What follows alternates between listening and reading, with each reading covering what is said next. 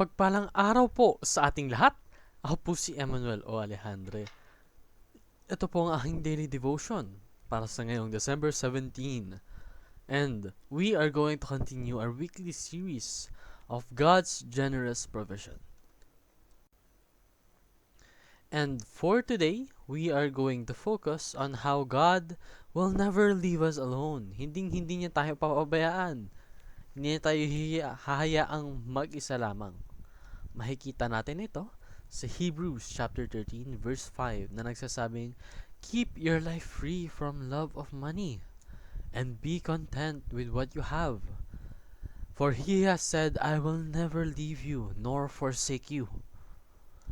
Sa Tagalog, umiwas kayo sa pag-ibig sa salapi at kayo'y masiyahan na kung anong meron kayo. Sapagkat sinabi niya, sa anumang paraan ay hindi kita iiwan o papabayaan man. Yan po ang pangako ng Panginoon sa atin, no? Because true financial freedom is freedom from the love of money. Dahil kapag restricted ka sa pag-value mo ng pera, your mind will be clouded. Your judgment will be blurry. Kumbaga, yung perception mo sa buhay magbabago, and that in it of itself is a prison to your own self. Therefore, contentment is the true secret to happiness.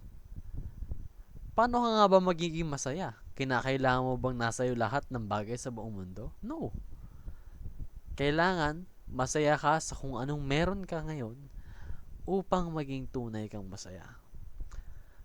Because God promised to never leave you nor forsake you. Kahit na gaano kaonte yung meron ka, kahit gaano kababaw yung achievements mo sa buhay, nandiyan yung Panginoon para sa'yo. So free yourself from the love of money. Embrace contentment and never let go. Maging kontento ka sa lahat ng journey mo sa buhay. And live within God's provision. Dahil hindi ka niya papabayaan. He will bless you. Yun lamang po ang aking daily devotion. Maraming salamat sa pakikinig. Pagpalain po tayong lahat, and let's all give glory to God.